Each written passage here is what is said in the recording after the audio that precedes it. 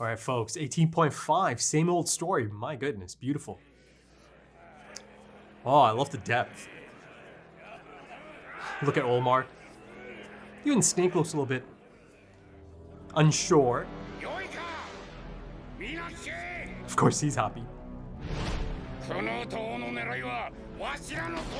God, this score.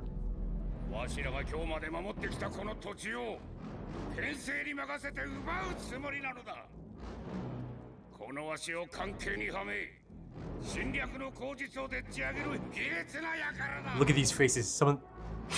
Oh, so good.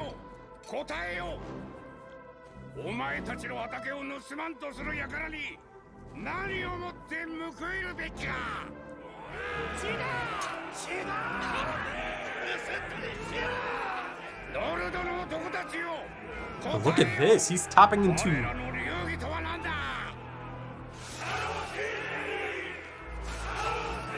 Like I said, poor bastards.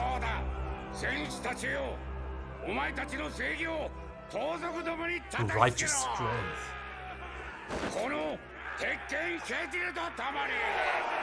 He certainly tapped into a different part of him. Oh, I love how it ends off, how it tails off.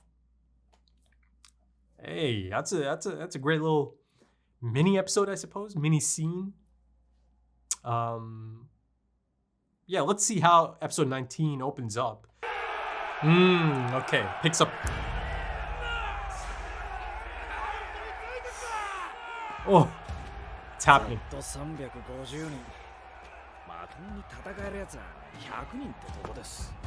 They know.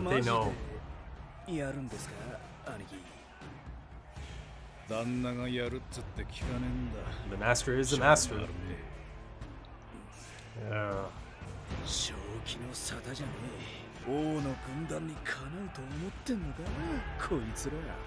こいつらみんな旦那に借金してんだ。戦に参加すれば。Oh my God! He roped him in, enticed him. Right. Thorgil didn't tell him.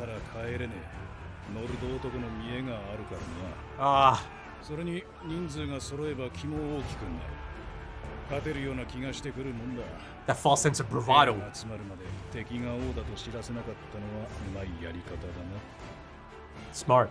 Smart. 思ったより戦上手だぜ。Omar, please just survive, my guy.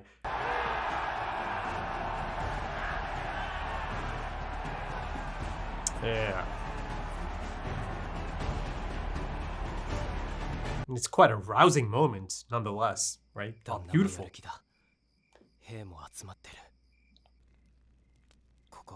Is that?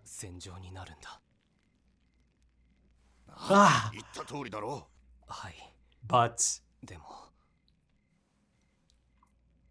本当に俺なんかを気にかけてくれてありがとう、おっちゃん。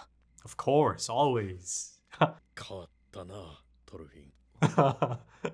最初に見たときは人違いかと思ったぞ。Yeah. Oh. いい顔になった、トルフィン。Does he remind you of Thor's a little bit? やっと会えたんだ。できんよ。お前を置いてわしだけ逃げるなんて。意識が戻れば容体もわかるのですが、正直私にも今は彼女の状態を判断しかねるのです。It's a tether to the farm. 予想より早いな。バカ！勝手に撃つな！この距離で届くわけねえだろうが。もっと引きつけてから一気に。Now they get a taste of it, right? Test their resolve. 軍師を出せ、ウルフ。ウルフ。ここに布陣し、ケテル側の返答を待つ。Now this gets interesting, right? Now that possibility of Thorfinn. 良い土地だ。血に染めるには惜しい。反逆者ケティルとその一族に対し、今日より10年間の平和喪失処分をお命じになられた。本来死を賜るが妥当の罪状であるところ、ケティル一族を生かしおきくださるは、ひとえに王陛下のご恩情によるものである。返答は明日の朝まで待ってやる。 He'll give it to him now. Be like, Choto mate.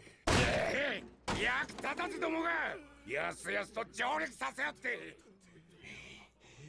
反逆、平和喪失、兵力はざっと100人だ。100人なんだ、こちらの兵力の3分の1にも足りないのか。 One of クヌートめ、王自ら出向けばわしらが恐れ入って one of those soldiers can take out like 10 of these guys. この地には王などに腐ぬ命知らずが5万とおるわ。王の首を上げた者には望みの褒美を与えるぞ。 He certainly knows how to tap into that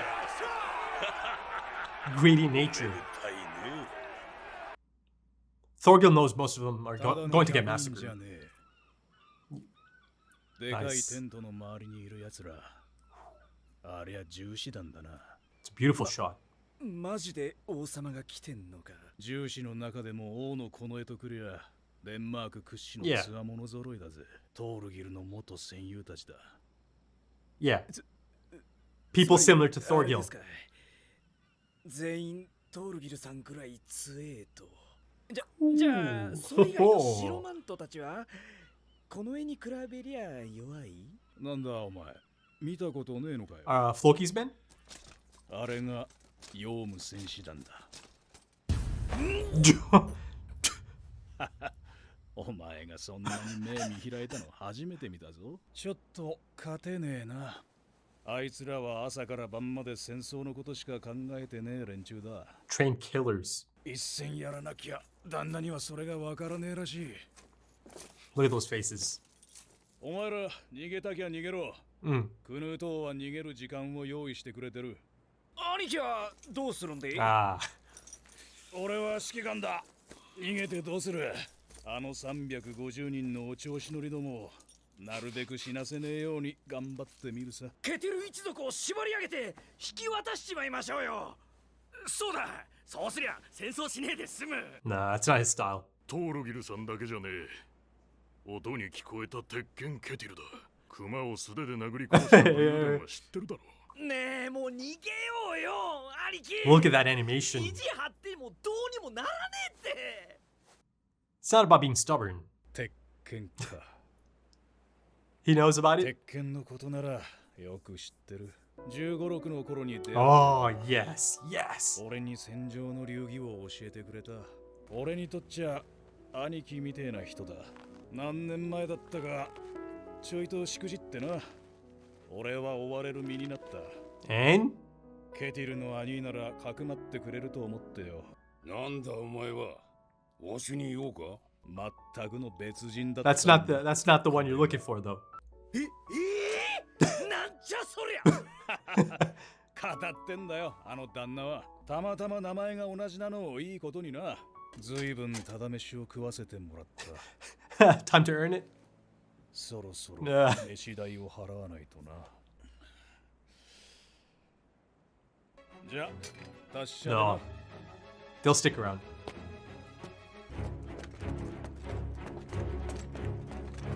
A man who inspires, a leader of men. Though it wasn't initially his intention. うせえ。ペテン野郎の飯食い逃げしたら、それこそ俺らそこのけに最低じゃねえかよ。 Look at this. オルマル、これをどう攻める？ I don't think he wants to attack at all. あんな奴ら、クソの役にも立ちゃしねえ。100数える間に皆殺しだ。じゃあ、なんでそんな奴ら？ He has to try to get to the king, essentially, right? 決まってんだろ、そんなもん。 Yeah, they're just meant to be 100数える間、王の注意を引いてもらう。 trying to blindside him. That devilish smile. Look at this. Look at this. Interesting. That dude had a bucket on his head. 最後の忠告です。やったら負けますよ。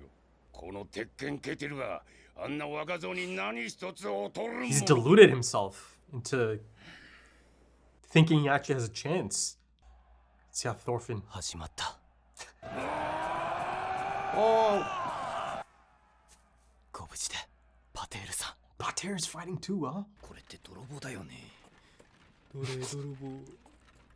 気にするな。相応の金は置いてきたんだ。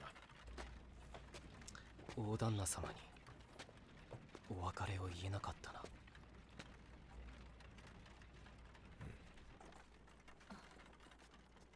Oh. Is she having her own send-off moment? 寝たかい、子供たちは。 Got it. Wow. ここは痛みと絶望の吹きだまり、血に乾いた獣たちの森だ。命を育む場所ではない。 Wow.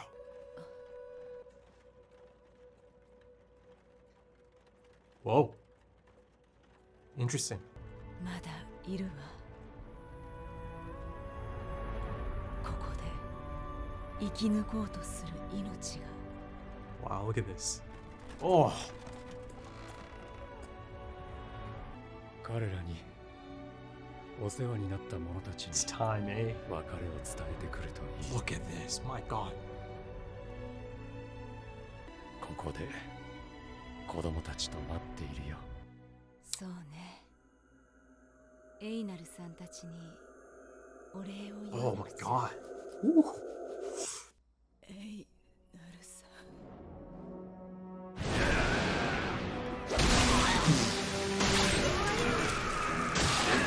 The contrast. It's almost kind of like a training exercise for them, right? Sparring. Ice cold killers. Whoa. Yes. さすがはヨウム戦士団ですな。70名一列応対の薄さでも Look at that design. わしの息子たちはどこへ行ったのだ。 Thorgil has a plan. His plan includes Olmar going in. 無理だ。怪我を背負って泳ぐなんて無理だよ。兄ちゃん。俺は兄ちゃんみたいになれないよ。 Whoa, look at this. Like a crocodile. Oh, is this going to be the end of Thorgil? They know, of course they know they'll try something like this. 背後を取ったぞ。 Yeah, go. グヌート。 No reason to announce it. Come on now. All right, folks. Episode 19. Quite the episode, right? Quite the episode, especially, you know, kind of going into it after checking out 18.5 as well, right? It sets it up nicely, actually. I mean, I feel like it could have, I guess maybe it's due to time constraints, perhaps, but yeah, you know, it could have been nice if they just put that segment into the episode itself. But yeah, you know, it looks like it had to be cut, and I'm sure they had their reasons for it.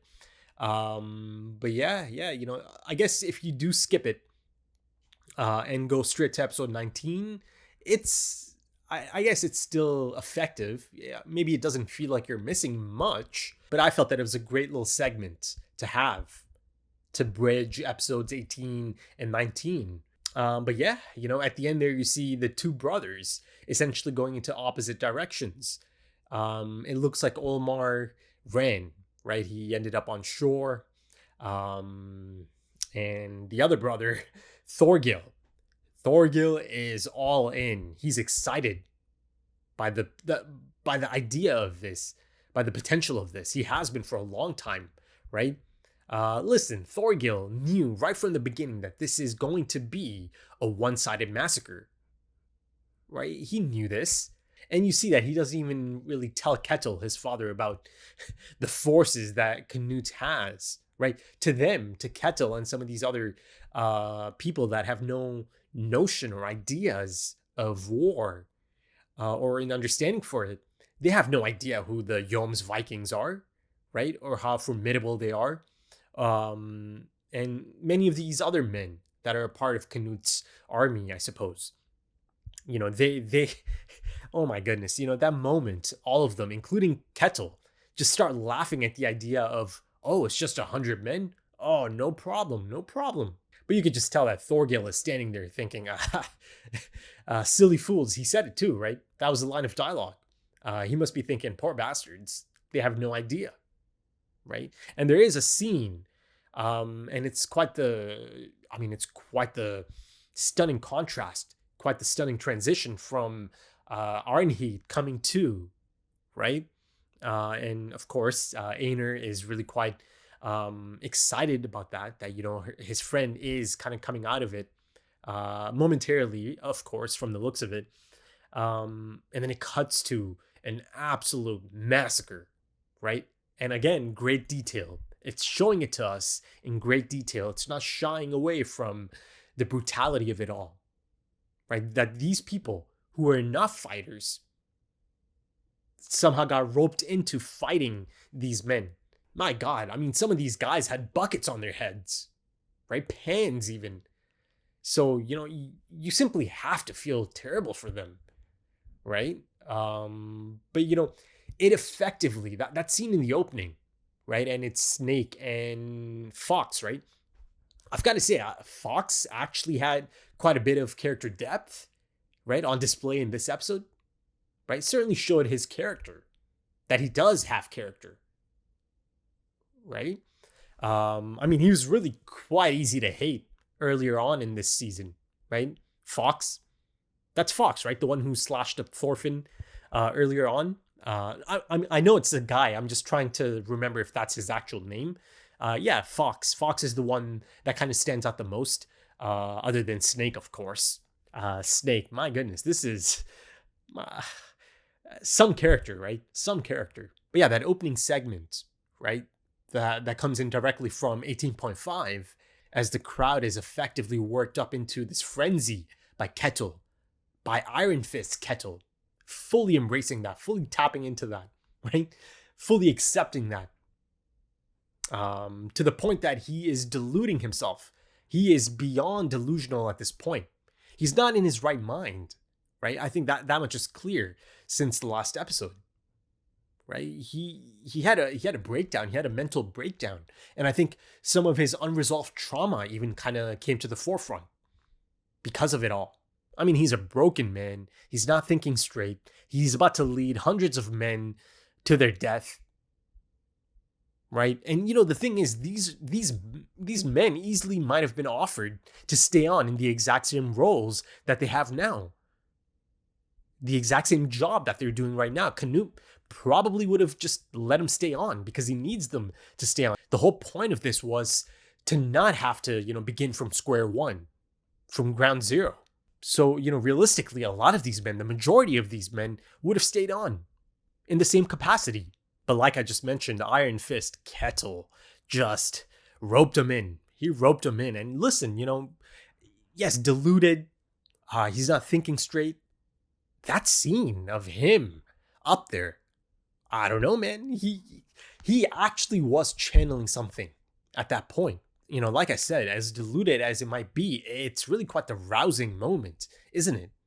That he was able to get all of these people to come together, to buy into this, right? To sign their death warrants, essentially. And that notion of him working them into this frenzy, you see that courage, it spreads like wildfire. It becomes this cauldron of noise and testosterone, right? All this bravado and fighting spirit. The warrior spirit is just oozing at that point, right? Even if it is a false sense of bravado. And of course, the prospect of having all of your debts canceled, it's quite the enticing one, isn't it? It's just a perfect storm. So, you know, from one angle, it's kind of impressive that Ketil was able to kind of really get them to buy into this, to rope them in, to get them to believe. And, you know, I keep saying that he roped them in successfully. But the thing is, he himself also bought into it, right? He is a little bit delusional at this point. Not just a little bit, he's quite a bit delusional. You know, there's that one moment as Snake, one last time on the front lines, you know, approaches him. Master, you know, this is my final warning. If you fight, you're going to lose. Everyone's going to lose. And then, of course, you see Snake's reaction to Ketil's delusional response, right? Lets out a sigh and closes his eyes because he knows what's next, right? Now, see, the thing is, Snake is out there on the front lines. He's a man of principle. No chance he was going to run, right? Fox and his other men certainly tried. And I've got to say, I really like that he calls them, or all of them call Snake Aniki, right? Now it was, I think I read in the comments at some point, might have been Patreon or maybe on YouTube, that Aniki can be used as a term for someone that is your superior, right?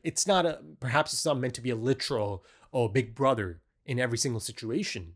But to me, it feels like, yeah, they do kind of look at him as a big brother, as someone they respect, someone they look up to. But yeah, Snake knows it's absolutely hopeless, isn't it? Yet he presses on, right? He's firmly on the front lines. So yeah, like I said, a man of principle. He feels the need to be there, right? I don't think it's really got to do much with loyalty to Ketil specifically. But yeah, I think it's more so about principles, right? It's about his own convictions. But going back to Ketil, he's incredibly stupid and deluded to fight. But that being said, he's not completely wrong either to stand his ground, right? To fight for himself and his land and his pride, because Canute is trying to take everything from him. He is. So yeah, it can be a bit of both. Both things can be true.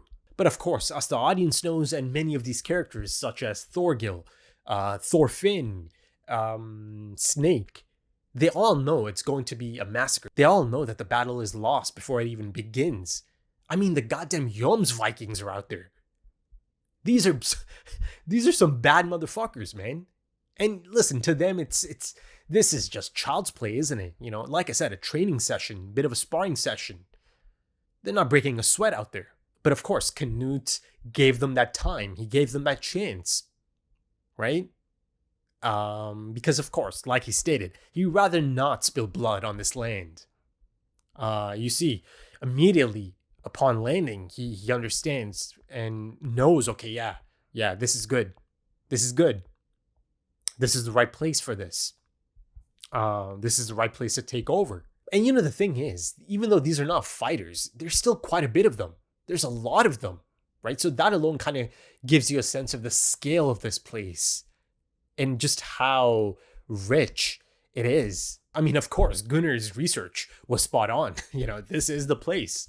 I mean, he gets his men to read out the charges, right? In front of everyone, right to Ketil's face. But then he also specifies in those charges that all of that can be forgiven. Just walk away. Just leave. Go. Right? I'm giving you a chance here. But of course, Ketil didn't like that one bit. He got even more triggered. Yet another blow to his ego. Right? I mean, this man's ego is so bruised at this point. So bruised. And listen, like I just brought up, Canute is trying to take everything from him. Right? But it's just how it is. It's reality. This is the situation. He should be intelligent enough to know that this is not going to be a good idea. Right? But again, he's not thinking straight. It's unfair. Of course it's unfair. But it is how it is. That's the situation he's in. He's better off just leaving. Right? And this idea of running, of fleeing, it's not always a bad thing. It's just not. Sometimes it's a smart thing to do, right? It's a concept that's been established since day one of this anime, episode 1 of this anime. It's a concept that young Thorfinn didn't quite really understand or even like, right? But of course, this Thorfinn most definitely understands the things Leif Erikson tried to tell him back in episode 1, all that time ago. That conversation he had with the late Thors all that time ago about relocating, leaving their home behind, and then finding a new place for themselves in Iceland. And that brings me back to Olmar. He ran for it. And he did the smart thing. He did the right thing. He knows He knows he does not belong on that battlefield. He knows he'd be dead at a moment's notice. The moment he decides to engage, even if he's not up for it, it's over. His head's going to get chopped right off or split in half. So he ran. And at that moment, it's going to be difficult. And from the looks of it, and great voice acting as well, it sells it. You see that he's really quite embarrassed, that he's feeling a lot of shame at that moment. But his instincts are right in that moment to flee, right? And I felt that it was even reminiscent of, again, episode 1, Thor's, right? Thor's lets go of that sword. And there's that great shot of the sword kind of just disappearing into the darkness of the ocean. And then Thor also ends up on shore by himself, away from all of this. And that brings me back to Thorgil, who is the opposite, who is so ready for the challenge. He's always been ready for the challenge since the moment he found out that, okay, so that's a possibility, eh? And he's been excited about the potential of this immense challenge, right? Of potentially taking that head, taking the king's head. He does not care one bit about any of these other men. Hundreds of these men are going to die. He knows all about it, right? He didn't even tell his father. He didn't even give him details. So of course, Ketil didn't care to ask for any details at all, right? He's having such a drastic case of tunnel vision that he didn't even really care about any of the details and who actually might be showing up, the types of fighters that might be showing up. But yeah, Thorgil knew, right? And Snake established, and this is as he's explaining things to Fox as well, as they are scouting the army on the shore. He describes it essentially as, think of Thorgil, think of a bunch of Thorgils, right? The same level of intensity and skill level and brutality. So yeah, let's see how this plays out. Thorgil, kind of like SEAL Team 6, right? Trying to get the jump on King Canute. I mean, the man is announcing his arrival, isn't he? King Canute, I've come for you. kind of giving it away, isn't he? But of course, I think it's one of those things. To us, the audience, if he's like, keep it down, it's not going to be reaching King Canute, right? The things he's saying to himself at that moment. But let's shift the focus to some of the other stuff that's going on. You've got another group that is essentially fleeing, getting out of there, right? You've got Thorfinn, Leif Erikson. Oh my goodness, how beautiful was it to see Leif Erikson just looking at Thorfinn. My heart was just full at that moment. It's so beautiful because Leif Erikson is this connection to Thorfinn's past life. It's his connection. It's his lifeline, a return to that past life, a return to his family, who I still don't know about, right? Because again, Leif Erikson kind of came at a really difficult point. He showed up at a really difficult situation, or during a really difficult situation. But the thing that made me so happy is Leif Erikson's smile and everything it communicated at that point. Right, he saw a changed individual in front of him. He told Thorfinn that he didn't even recognize him at first. He thought he's looking at someone else, a different man altogether. And he told him that the look on his face is better these days. And at that moment, it kind of focuses on Thorfinn, doesn't it? And to me, it looked like he's immediately reminded of the person he used to be, right? Almost as if this sense of shame kind of washes over him. At that point, right? He's remembering the person he was in front of Leif Erikson as well. That Leif did see that side of him. And again, some of that guilt, some of those regrets, some of that shame is going to be coming up from time to time, right? They kind of touched up on this a few episodes ago as well. It was his concern, his potential embarrassment at the notion of Arnheid ever finding out about the type of person he used to be. So yeah, he was kind of reminded for a moment that Leif Erikson did see him during that phase of his life. This beautiful soul, this beautiful, kind man, Leif Erikson, who never gave up on me. He saw me in that phase, right? And that moment Leif Erikson puts his hand on his shoulder, on Thorfinn's shoulder, It's, it's the small things that just communicate so much. I mean, there's still quite a bit that needs to happen here.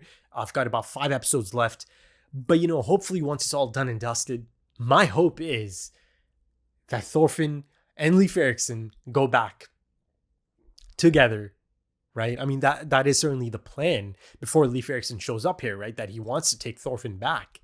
But of course, a few things have to go down before that. But my hope is that together they go back and I get to see that reunion, man. I just hope his mother is still alive. Because, I've had no updates on her. I have no idea if she's even in good health. Ylva and Helga. I need an update, man. And that's my hope, that I get that reunion. I know that's going to break me, man. Oh, God. Yeah. But the thing is, in the middle of all of this insanity, all of this intensity, there's a scene that almost steals the entire episode. And I'm speaking of that moment that is so detached from all of this. It's an intimate moment, right?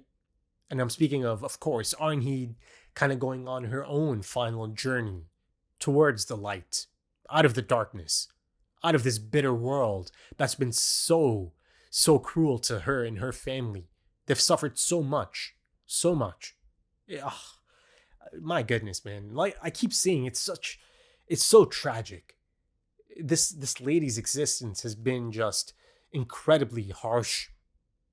It's been one of the saddest things I've seen in a long time. It really has. And of course, it's equal parts beautiful to see her with her 2 children, but it also kind of confirms, doesn't it, that indeed, she had a miscarriage.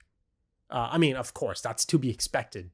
I don't think anyone was expecting her child to survive that beating. But my goodness, some of the animation, some of the art direction, the imagery that's on display in that scene, going through that forest. Wow. I mean, it's beautiful stuff. But of course, as Garter is saying those things, Arnheid notices that stag and the lone wolf in the distance, right? And she says something like, they're still here, right? Lives still try to survive here, right? I mean, it's such a, it really took me by surprise at first, that moment, right? The stag and the lone wolf side by side. But, of course, the moment she kind of had a smile on her face as well, it kind of confirmed to me that indeed this is meant to be, a depiction of her friends that looked after her, that cared for her, right? Thorfinn as the lone wolf and Einar as a proud stag, defiant. I love the posture. You see in its posture that, Einar has kind of come into it now, for sure, after some of his earlier struggles, right? That all of us get to see in the first half of the series, first half of the season, or the first few episodes even, right? But yeah, the proud stag and the lone wolf side by side, coexisting in that forest, completely different types of people coming together and learning to appreciate each other, set aside their differences. And even if they come from such unique backgrounds in comparison to each other, that they can coexist, that they need to stick together, stand side by side, and embrace each other to survive together. So yeah, it's beautiful imagery, beautiful symbolism. And then of course, beautiful moment as Garter tells her, implores her, go say goodbye. Say goodbye to your friends, right? And I'll be here for you. The children and I are going to be here for you, right? And that transition, my goodness, as once again, the light kind of fades into the scene. Oh, absolute chills. So yeah, perhaps in the next episode, I'll see the final goodbye to Arnheid, right before she's off to a better place. But yeah, I think that should do it for this one, folks. I mean, yeah, at this point, I'm also thinking about the roadmap. How exactly is Thorfinn potentially going to come across Canute? Because of course, that's got to happen. It simply has to happen. I'd be baffled, if it doesn't happen. And I feel that once Thorfinn kind of comes across some of the carnage, some of the brutality, the one-sided massacre, then maybe, he'll begin to think, okay, no, I've got to do something about this. I've got to step in. There's got to be something better. But yeah, let's see how it all plays out. So if you enjoy that, consider dropping a like, consider dropping some comments, give me your thoughts. If you are interested in timer-based full length or perhaps even full opacity, consider checking out the Patreon page and potentially supporting the channel. If you are interested, the links are in the description and the pinned comment. Also links to social media, things like Twitter and Instagram.